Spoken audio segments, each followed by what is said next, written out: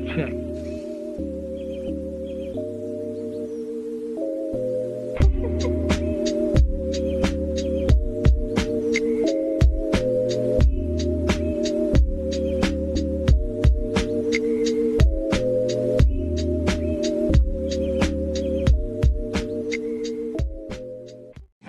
Welcome to Transformers AlignedVerse Shorts. I'm Dr. Ratchet, and today we'll be looking at Kidbot.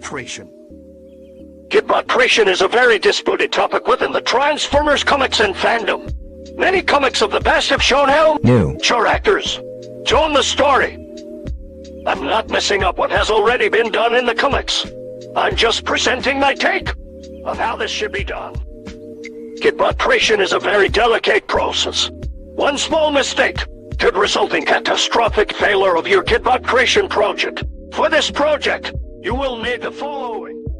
Generate Mechotobot, for example. We'll use Swerve.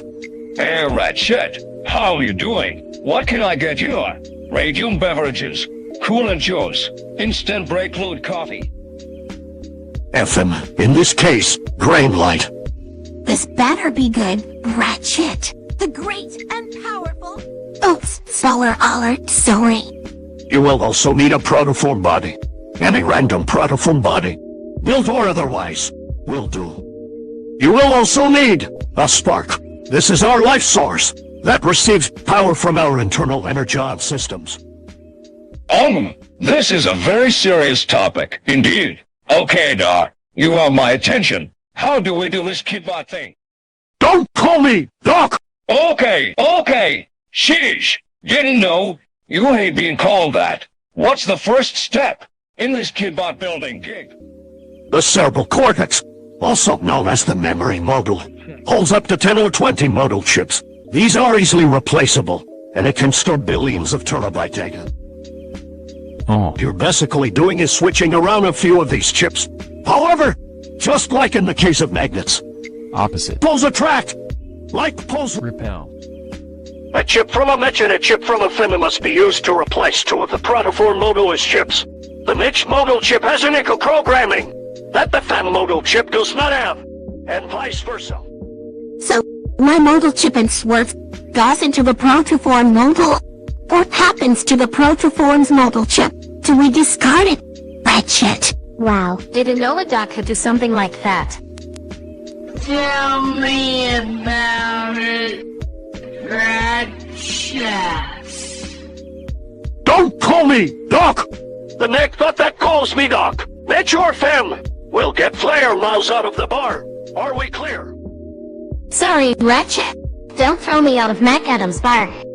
Since your original modal chip replaces the protoform's modal chip, that protoform's chip is now your new modal chip. After you've done the methods I've mentioned before, the next thing you'll need is a spark. Once the spark is added to the protoform, you must wait a full cycle for the spark to fully activate the protoform. The last component that activates is the memory modal chips you've inserted. The gender of the Kidbot is determined by the activation of the modal chips inserted in the protoform's module. If Swerve's chip activates first, you have a Mech Kidbot. So, if my chip activates first, then the Kidbot would be a Fem, right? Precisely, grain light. Mommy? Daddy? What's going on? Who am I? What am I? Oh, it actually worked. Amazing. One question? If both chips are the same, what happens to the Kidbot when it activates? Catastrophic activation failure. In other words, if you attempt to activate a Kidbot with two Mech or two Fem modulator chips, the end result will be a program conflict, followed by a massive short-circuit destructive charge, frying all of the protoform's components and the chips as well. The spark would also be extinguished, and it all happens in a microsecond.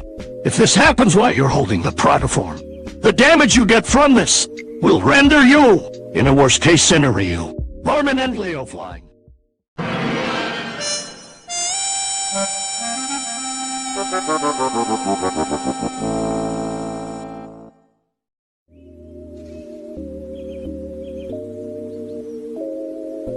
Mic check.